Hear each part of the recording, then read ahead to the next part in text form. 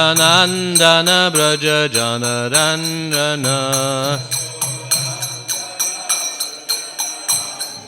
Yasodanandana Braja Janarandana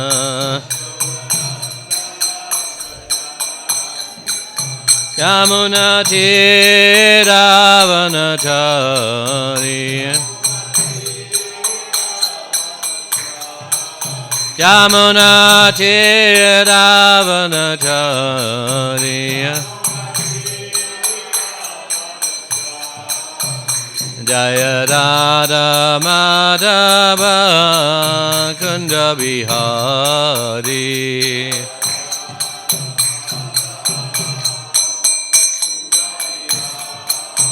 Jaya Gopi Jana Vallabha Girivaradari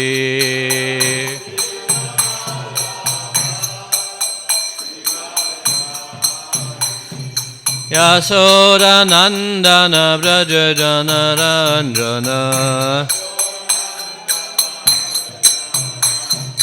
Yamuna Tiravanachari Jaya Radha Madhava Kunda Bihari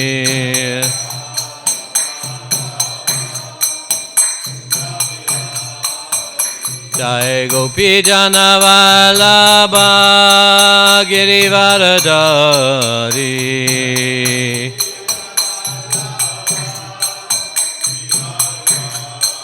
Yasoda Nandana Braja Janarandana Jamuna Tiravanachari Jaya Radha Madhava Kunda Bihari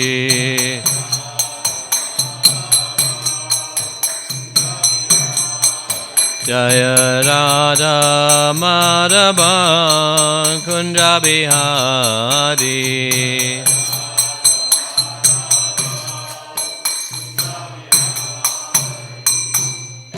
Gaur Premanandi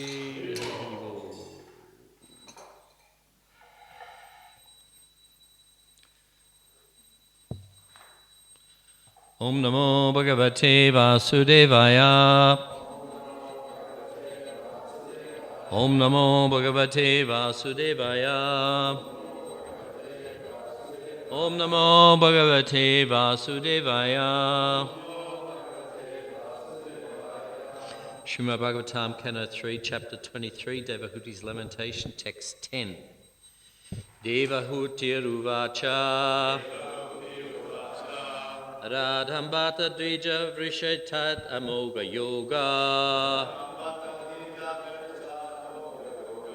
Maya Dipetvayi Vidotat Avaimi Bharta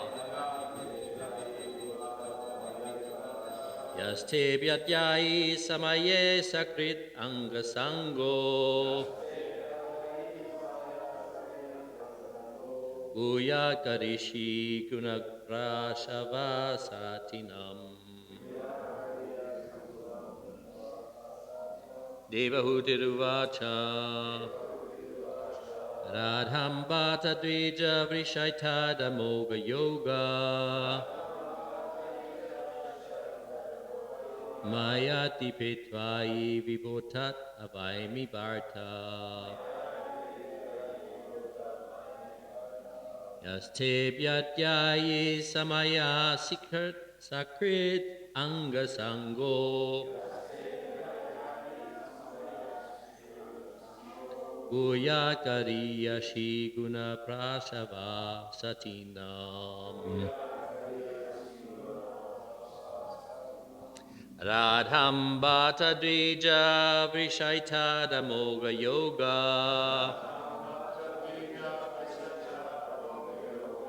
Maya Ditve Tvai Vibhutat Avaimi Bharta Yastebya Ityayi Samaya Sakrit Anga Sangha Maya Kariya Shi Guna Prashavat Satinam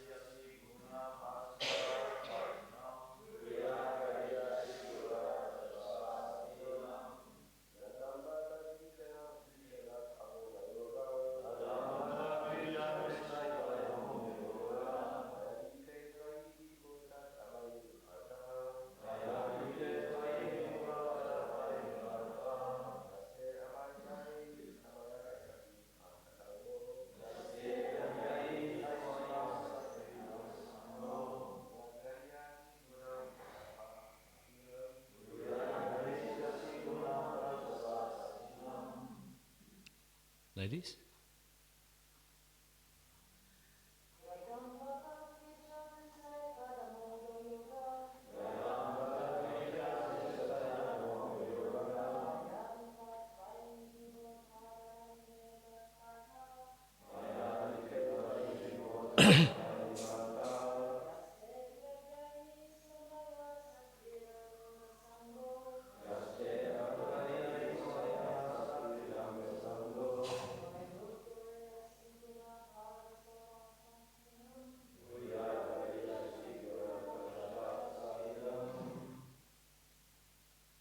Devahuti Vacha.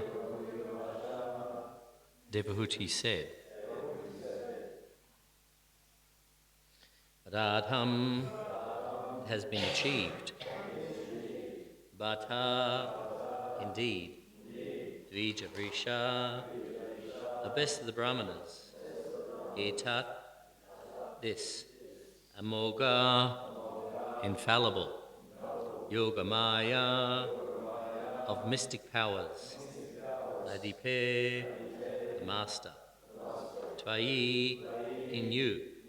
Vibho, O great one. Tat, that. Avaimi, I know. Bharta, O husband. Yaha, that which. Te, by you. Abhyadai, was given. Samayaha, promise. Sakrit, once. Angasanga, bodily union. Uyat, may be. Gariyashi, when very glorious. Guna, great quality. Prashava, progeny. Satinam, of chaste women. Translation. Sri Devahuti said, "My dear husband, O best of Brahmanas, I know that you have achieved perfection and are the master of all the infallible mystic powers, because you are under the protection of Yogamaya, the transcendental nature. But you once made a promise that our bodily union should now fulfill, since children are a great quality for a chaste woman who has a glorious husband." Please repeat. Sri Devahuti said, "My dear husband, O best of Brahmanas, I know that you have achieved perfection and are the master of all the infallible mystic powers, because you are under the protection of Yogamaya, the transcendental nature. But you once made a promise that our bodily union should now fulfill, since children are a great quality for a chaste woman who has a glorious husband." Purport. Devahuti expressed her happiness by uttering the word butter, for she knew that her husband was in a highly elevated transcendental position and was under the shelter of Yogamaya. As stated in Bhagavad Gita, those who are great souls, Mahatmas, are not under the control of the material energy. The Supreme Lord has two energies, material and spiritual. The living entities are marginal energy. As marginal energy, a person may be under the control of the material energy or the spiritual energy Yogamaya. Kardama Muni was a great soul, and therefore he was under the spiritual energy, which means that he was directly connected with the Supreme Lord. The symptom of this is Krishna consciousness, constant engagement in devotional service. This was known to Devahuti, yet she was anxious to have a son by bodily union with the sage. She reminded her husband of his promise to her parents: "I will remain only until the time of Devahuti's pregnancy." She reminded him that for a chaste woman to have a child by a great personality is most glorious. She wanted to be pregnant and she prayed for that. The word stri means expansion. By bodily union of the husband and wife, their qualities are expanded. Children born of good parents are expansions of the parents' personal qualifications. Both Kadama Muni and Devahuti were spiritually enlightened. Therefore, she desired from the beginning that first she be pregnant and then she be empowered with the achievement of God's grace and love of God. For a woman, it is a great ambition to have a son of the same quality as a highly qualified husband. Since she had the opportunity to have Kadama Muni as her husband, she also desired to have a child by bodily union. Om Agyanati Merandasya Jananjana Salakaya Chakshurumilitam Jena Tasmai Shri Gurave Namaha. So, this is a transformative verse because up until this point, we hear about Devahuti's qualities, we hear about Kadama Muni's qualities. Can you hear me now? Yeah. And at this point, Devahuti reminds her husband that, we didn't get together for nothing. I've been a chaste and faithful wife. I'm pretty emaciated now because at this point she's been following all these. Her husband's a yogi, so she's been practicing a very austere life. It mentions in the previous verses that her bodily features were, a little bit she was a bit run down, you could say. And although she was the wife of she came from a very noble lineage, she had voluntarily taken this vow, you could say, of tapasya, to serve her husband faithfully. And Kadama Muni, of course, was also a great sage, and he himself was naturally a yogi. That's what he did before he got married. He was a yogi, and he continued to be a yogi. So Devahuti, just like in the previous verses that might have mentioned, Gandhari. Gandhari was the wife of, who was blind. So she had voluntarily accepted blindness because she didn't want to one-upmanship, so to speak, her husband. And Devahuti had also followed her husband very nicely. But there's always a catch in this material world, and that is that Devahuti had reminded now at this point her husband that I also want to have a son. And interestingly enough, in this verse, Kadama Muni had offered her some benediction. Right? In the previous verses, he had said that I'm going to give you everything that I've got. I'm going to share all my transcendental realizations, all my benefits, because, share and share alike. I've got something, I'm going to give it to you. This is the meaning of association, that one gets some benefit from the association, hopefully. And Devahuti had said, well, that's all good and well, but just before you do that, because of course Devahuti was also a very pure person. It's not that she was somehow, a lesser person or anything like that. But she reminded him that before I get all these great boons and all these great blessings from you, let's have a child. Because that was what you promised my father. Right? So Devahuti reminded him of that. And it's seen that before you get something great, some tapasya has to be there. Even in the material world, people, they practice a lot of austerity to get great things. It's not that, Usain Bolt could just run like the lightning. He also had to train, he also had to work out, he had to do so many things. Even people who are leaders in this world, even though they're great businessmen, they've all had to do, as we say in Australia, had to do the hard yards, right? So Devahuti more or less is reminding her husband that, look, I've done the hard yards, I've stuck with you, I've given up my palace, I've done the right thing, I've been a good and chaste wife, I've practiced the austerities. And austerities have to be there because when you're living in the material world, there's always, as they say, the dust is always falling imperceptibly. So the material conditioning is always happening no matter who you are. And austerity is good for that because it helps keep you focused, keeps you in the right direction. Not for the sake of austerity, but for the sake of what the austerity gives you. So Devahuti had practiced this austerity, and now she's reminding him, yes, let's have a child. And then Srila Prabhupada in the purport, he points out here that living entities are, of course, material. They're a marginal energy. Marginal means they can go up or down. And the purpose of human life is to tip the other way, tip towards the spiritual side. When we're in the material world, we have that opportunity at every step to tip the other way, all the time. We can tip the other way all the time. We do tip the other way. Just sometimes we tip towards the spiritual side. We come to the temple, see the deity, Hare Krishna, bow down to the devotees, chant mantras, right?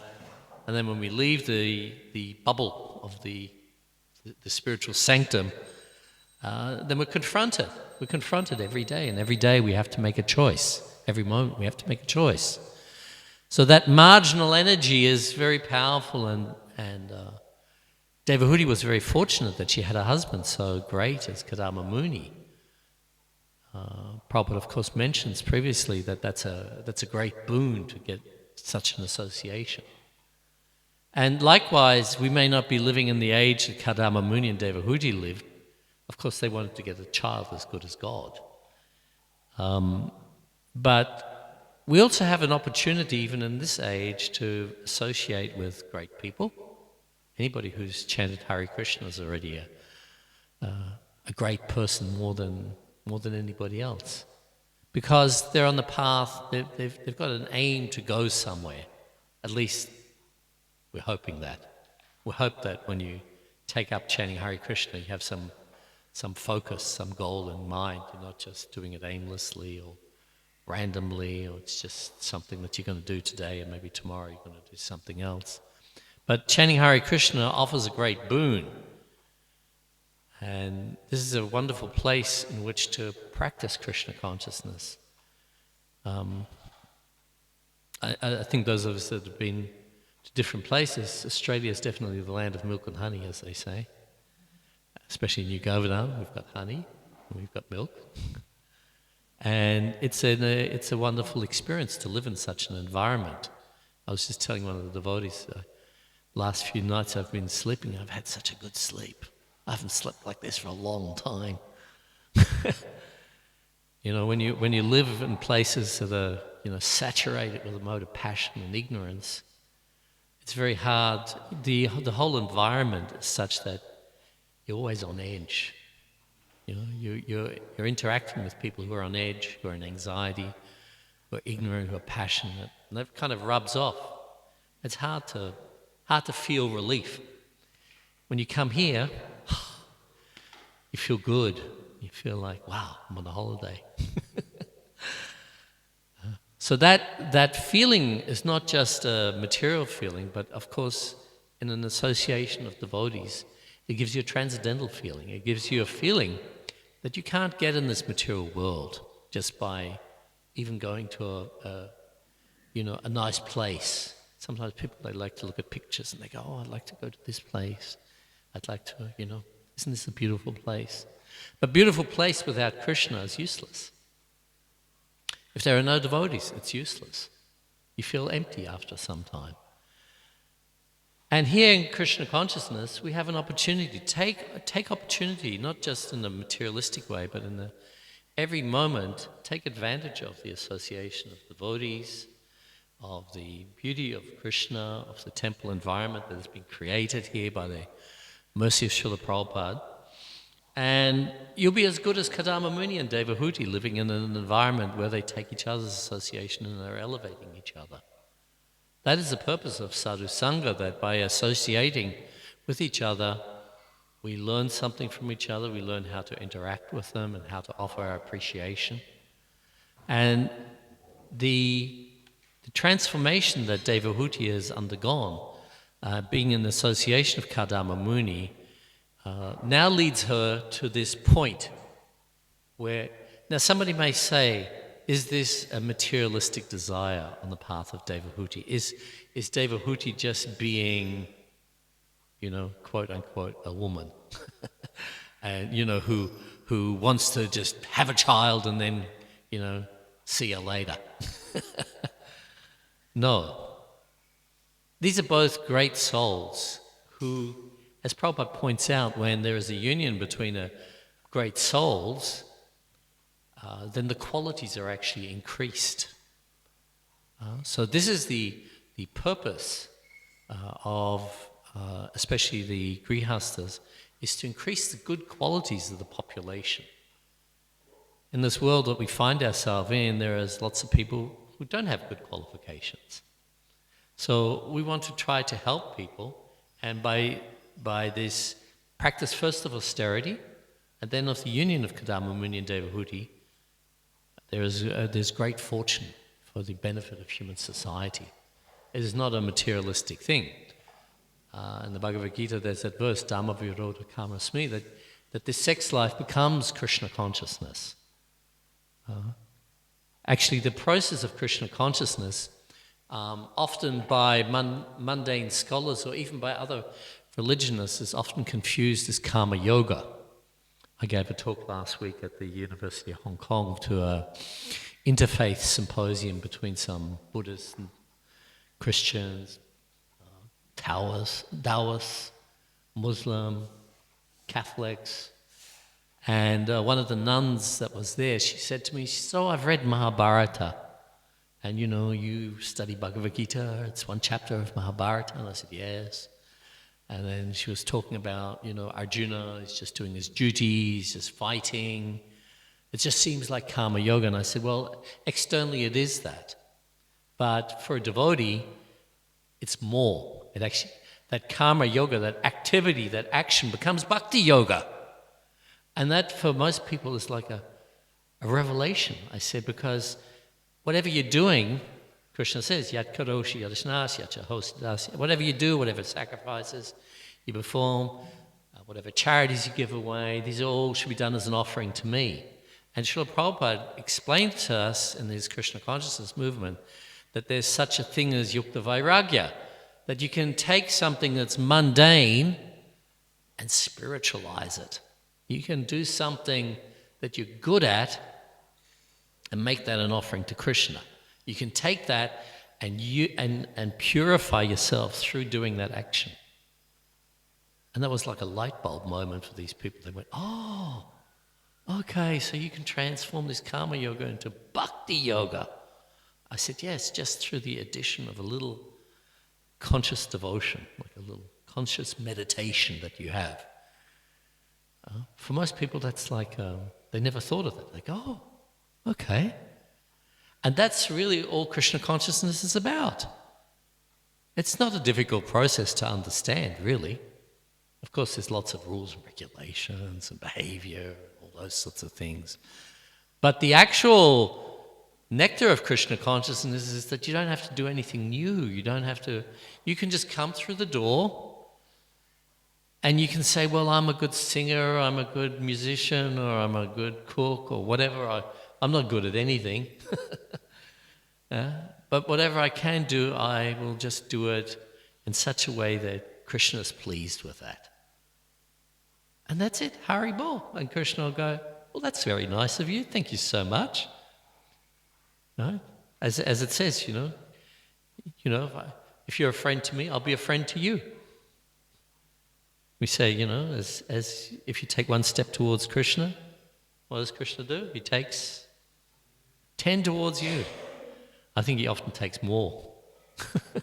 I think Krishna takes more than 10 steps towards us because we take very, very teeny steps, isn't it?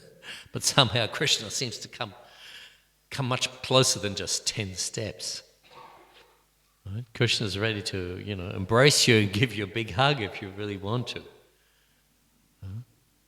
It's us fighting Krishna back all the time. Krishna's coming towards us because Krishna actually has some love for us. We don't have much love for him. We think we do, but it's always very mixed, isn't it? There's always some contra deal that's going on here.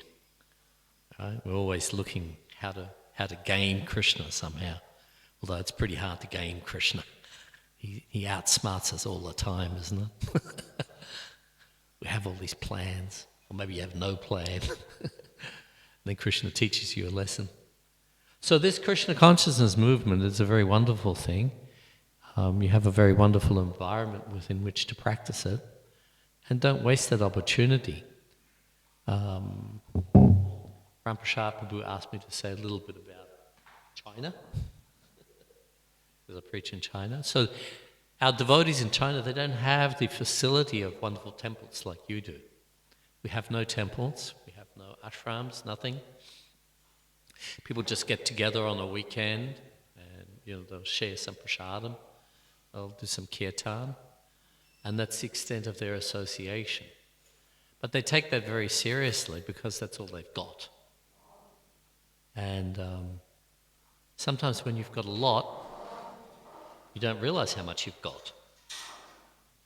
And I always say to devotees, don't miss an opportunity.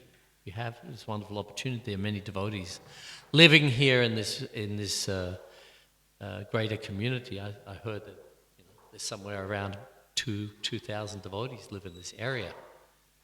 So I encourage you all, don't miss the opportunity in this lifetime. You're very close to this holy Dham, very close to the wonderful deities of Radha Govardhana and Dari. Take advantage of that association and use it not just to purify yourself, but also to spread the glories of the deities and Krishna consciousness to others.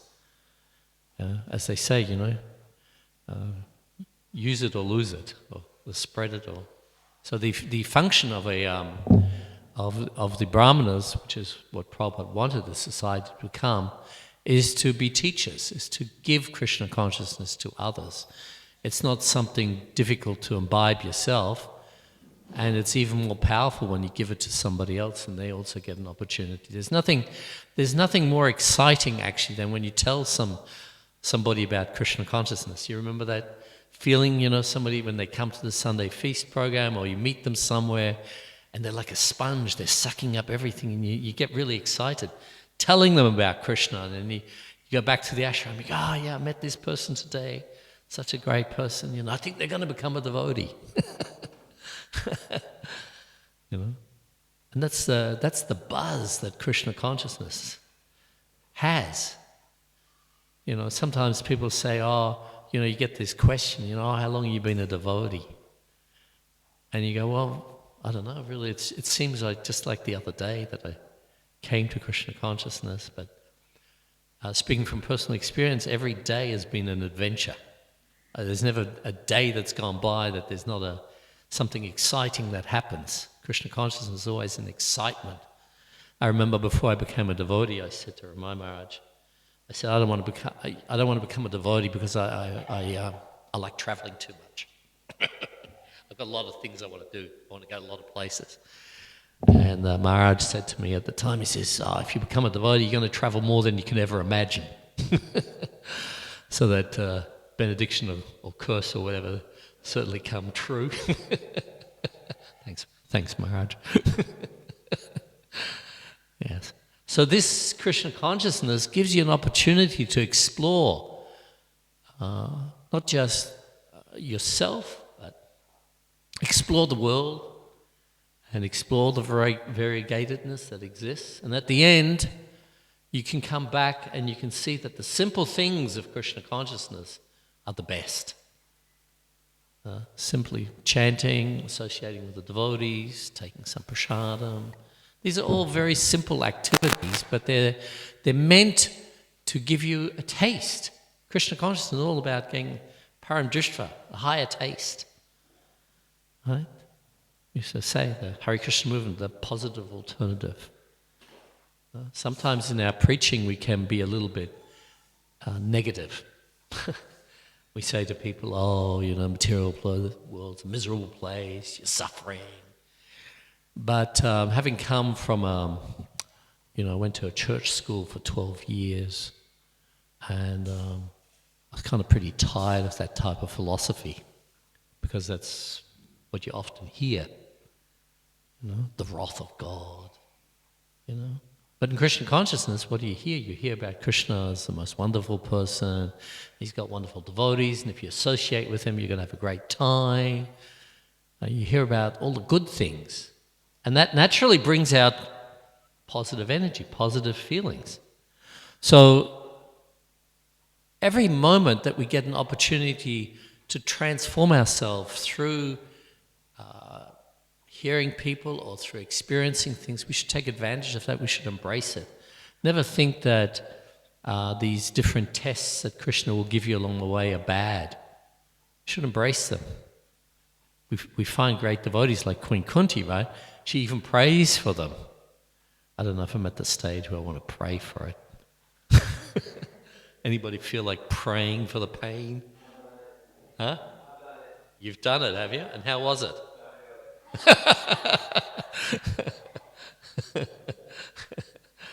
Yeah. So we're looking for we're the nectar hounds, aren't we? That's what we're looking for. And the best way to experience happiness is to share it with others. It's very hard to enjoy just by yourself. Some people try it. Right? One of the names of Krishna, there's a verse, Atmaramas Chamuna Nikaramata Api Urkame. Krishna himself, he's self-satisfied.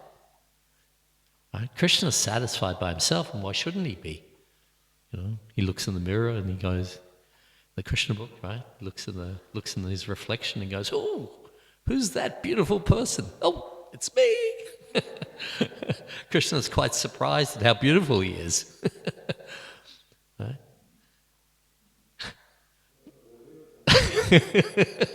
We look in the mirror and go, who's that ugly guy? So the happiness is with the devotees.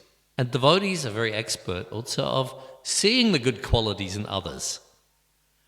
They glorify each other, not in a sycophantic sort of narcissistic kind of a way, but genuinely.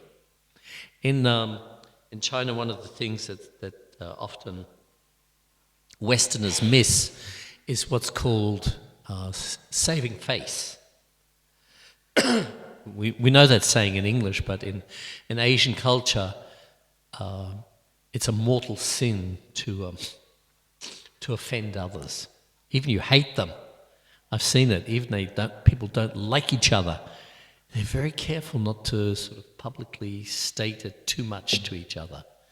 But the other side of that is what we call giving face, giving people a good feeling, giving them good appreciation.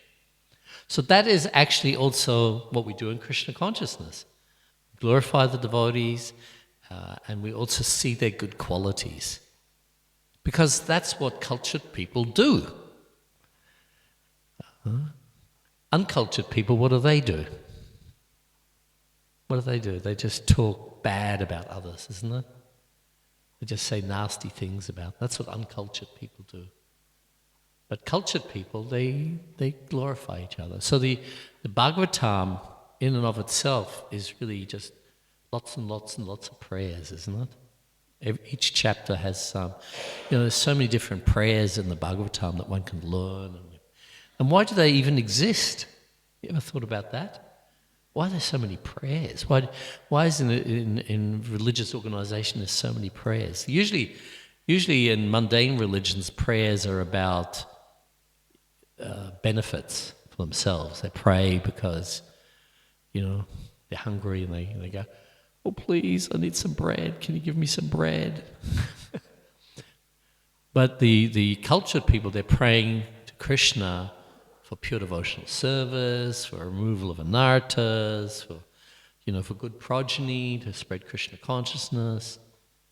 Devahuti wasn't alone in this. Actually, we'll find that even in our current, in the 100 years ago, Bhaktivinoda Thakur, he also prays to have a good son, isn't it? A ray of Vishnu. That wasn't a materialistic thing, was it? Now, he wanted somebody who could help spread Krishna consciousness, who could give that. So this is a turning point, actually, for Devahuti, this verse, where she says to her husband, "Now look, you've been a good husband, you've done everything, but we also have something to do. We've got some preaching to do." She's reminding him, let's do the preaching. So this turning point is very, very important to remember. And for all of us, we should think about, what am I doing for the preaching? What am I doing? How am I, I've learned something in the temple. They've taught me how to, be a human being, and they, put on some tilak and, some personal hygiene and, different techniques of meditation. But what am I going to do with all of that now? I have to actually distribute it. I have to give it to others, And even as even in a temple environment, sometimes, we think, oh, I've got my service, I'm managing things nicely. But nobody really remembers good managers in the pages of the Bhagavatam. They only remember good devotees, people who did some preaching. So that is really what we need to do. We need to look out and think, how can I expand this Krishna consciousness? How can I grow it? That should be like Prabhupada. He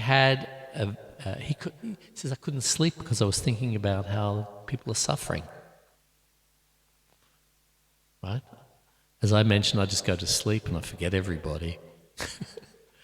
But see, this is the difference between a conditioned soul and a liberated soul. Conditioned soul just goes to sleep and can't, But a realized soul, you can't even sleep. It's always thinking, how can I spread? How can I do things? What can I do to help people? So take this turning point of Devahuti and think about it in your own life, and think, What am I going to do from today onwards? What can I do to accelerate Krishna consciousness? I'm just kind of moseying along, like I said, Australia, land of milk and honey, everything's kind of easy. But feel a pinprick sometimes. Feel if somebody pushes you, if a Jita pushes you, or if you feel pushed by somebody, don't take it in a bad way. But think, how can I take this? How can I embrace it? How can I grow with that? So this is the message of the Bhagavatam that I gathered today. Perhaps some of you can share some realizations or give some comments, I don't know, to this. Yes? Yeah. Temples and what have you. So does that mean that when you gather for association with other devotees, you just do it in someone's home? Yeah, that's what we do. And actually most of the Sangha, the way that we do it is we have a program, some kirtan, some chant, somebody give a class, and then question and answers tends to go for a long time. We have a lot of questions.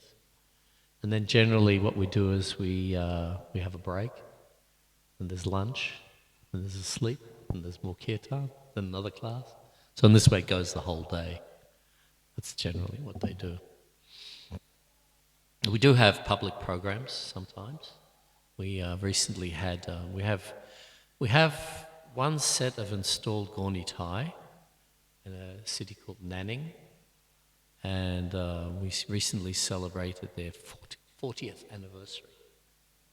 40 years we had those deities there, and we had 2 days of like kirtan, and we rented a hall in a hotel, and invited people. So everything is user paid, by the way. There's no freebies in China, so everybody that comes to a program pays to come to the program. And but it was very nice. We had about 200 devotees came, and during COVID, it was actually a very fortuitous thing because previously to that, many of our devotees couldn't play instruments, couldn't sing, couldn't cook properly. But somehow, during COVID, they learned everything. And I remember when I went back after, COVID hadn't quite finished, but I still went. And the devotees had all learned how to chant. They can play. Many of the ladies are really expert Matanga prayers. It's just amazing. They can play harmonium, sing amazing melodies. And what they've done, what we do is we have a thing called KCCC. It's called Krishna Consciousness with Chinese Characteristics. I think maybe about 10 years ago, I watched every year the president of China gives every year he gives an address to the nation, like a State of the Union kind of a thing. And one thing that he said in his address was that we practice communism with Chinese characteristics. And I thought, right, well, we're going to practice Krishna consciousness with Chinese characteristics. So we have a course where we teach the devotees that everything that you find in your culture, you should adapt to Krishna consciousness, right? So one of the things that's happened in the last few years is that many of them, when they go to school, they learn to chant communist propaganda songs and national songs and everything. So a few of our devotees are quite famous musicians, and they've basically adapted Hare Krishna to all the tunes. So when they start chanting, they chant Hare Krishna to these tunes, and even if the audience has never heard of Krishna consciousness before, they can all follow really easy. So you get all these people chanting these melodies, but chanting Hare Krishna to them, which is really far out. So, yeah. And we do have some devotees who do book distribution at great personal risk. But generally every year we distribute, probably 40, 50,000 Bhagavad Gitas. We distribute a lot of books. It sounds a lot, but for the population it's minuscule. But we've distributed, many, many thousands of sets of Srimad Bhagavatam and lots of other small books. And we've just recently finished Chaitanya Charitamrita. So what we're doing with that is we're doing it like Adi Lila first, then Madhya Lila, then Antya Lila, and we're publishing all we publish them without photos, and then we're publishing a separate book with all the photos. So it's just a strategy that we're trying out. And devotees, we have probably more than about 500 study groups of devotees who meet together online, and they've all discussed, give it another 5-10 years, they're going to be super sound shastrically as well, because they really study a lot. And one thing I've noticed with Chinese people, they're quite, everything happens a bit slowly, because they're very methodical. They really do things in a very systematic way, very, very systematic. And so now we've got like this huge wave of people studying the Shastra and trying to understand and learn and so on. And when that comes to fruition, it's going to be quite amazing. Yeah. So I believe Prabhupada said that the Chinese would be the last to become devotees, but would be the best devotees. Is that something you would agree with at this stage? It's quite possible. It's not that we don't have problems. We've also definitely got our fair share of people who are inimical, who also, although they tend to, we have very few people who leave, but we do have people who leave and become pretty inimical as well. So, yeah, I don't know. People, they often quote that saying. I've never actually seen it written or heard of it. Have you ever read it somewhere? Just heard it quoted. It's just one of those things that goes.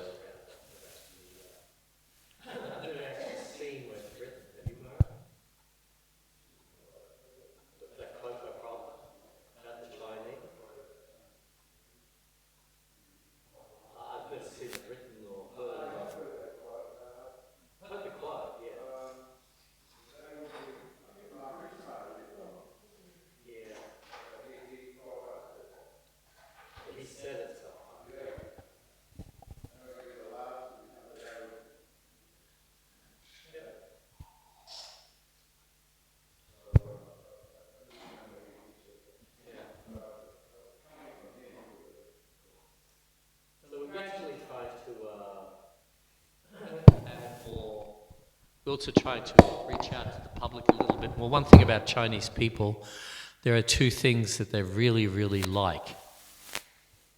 First one is they're total foodies. You might have noticed that, like when we have a feast, the prasadam looks really good. The first thing they do is take a photo of it. Chinese people love to take a photo of their meal before they start eating. And they really like to, eat good food. So our devotees, some of them have become really super excellent cooks. And the second thing they really, really value is good health. Yeah, that's, if you have a cough or a cold or something, there's be 50 million different cures that turn up on your doorstep, And, this or that. They're really into health. Mostly, but they've also learned to cook lots of other things.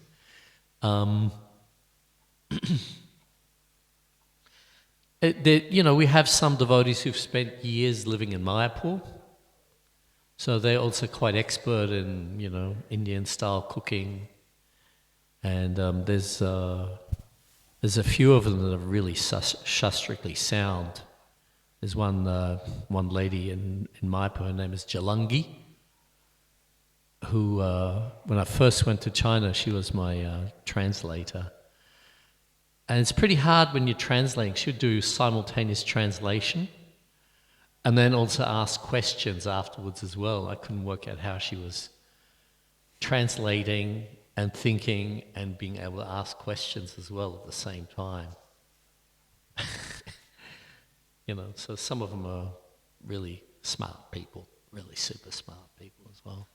Is Chandrasekhar Prabhu, is he still active in China? Well, he's the GBC of China. Yeah, okay. He's pretty active, yeah. Does he travel in? Because he was kicked out a few times over the years. Is he still getting into mainland China? He lives in mainland China. He's married to a Chinese lady. Okay.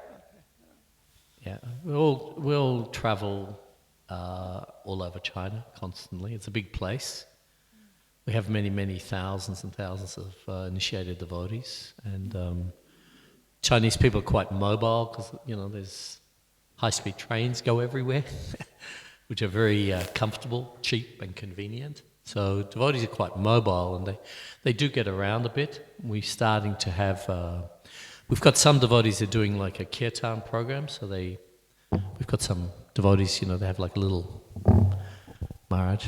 They're like a band. They travel around and they go. So generally what we do is when we go to new towns, we just go to a yoga center and say we want to do some bhakti yoga. So, devotees will have kirtan programs and invite people. And generally our outreach is quite simple. What I generally do is we have Bhagavad Gitas. I'll talk about, it's a great book or whatever, give a quick synopsis. We do some chanting, I'll hold it up and say, it's normally 200 RMB. Today it's only 100. And if you buy it right now, we'll sign it for you. So people come forward and they will buy some books. People love to buy books, actually. The Bhagavad Gita is probably the only legal book that we have. It has a Chinese ISBN number. You can't distribute books that don't have an ISBN number issued by the Chinese authorities. So people, they like to buy books, they like to study, they like to read. They love to chant. When you teach the mantra. And I did this experiment with people one time. I said, I've been to so many hundreds of yoga studios. I want to ask you, what are you? And these are people that have never chanted before in their life. Never chanted before. We teach the mantra, we have a kirtan, just 5-10 minutes. And I say to them, how do you feel? And they go, and they always say the same thing, I feel happy, I feel free of anxiety. Exactly what Prabhupada says, will be the result. These people, without somebody having coached them or anything, they say, I feel happy, I feel free from anxiety. Can we chant some more? And these are people who've never chanted in their life. So they love to chant, and they chant with a loud voice. They, like in the West, you teach people, okay, Hari. They go, Hari, Krishna, Krishna. These people go, Hari, Krishna, Hari, Krishna. They get really excited. They love to chant, And that's really, why it's so exciting actually being in this place. Because wherever you go, you just meet people. And the devotees, we went, I was just telling Maharaj, we went around this province called Yunnan province. And we visited many monasteries and temples and so on. And generally I have about, 10 or 15 devotees that travel with me when I go around. So, they just started the kirtan. They just start kirtan in the monasteries. All the monks are kind of standing there like this. But they just chant and people will join in and it's okay. You can pretty much do anything you want in China, actually, as long as you don't, criticize the government. You can pretty much do anything you want. So, yeah, it's exciting like that. There are boundaries. Don't get me wrong, there are definite boundaries. But you don't need to, sometimes people think, you got to be hidden. I mean, I have a seeker and some devotees even shaved up and people don't care. It's okay. Whatever you're into, it's fine. Yeah. Any other questions or comments? I'll finish there. Tirtharaj, Srimad Bhagavatam, Ki Jai.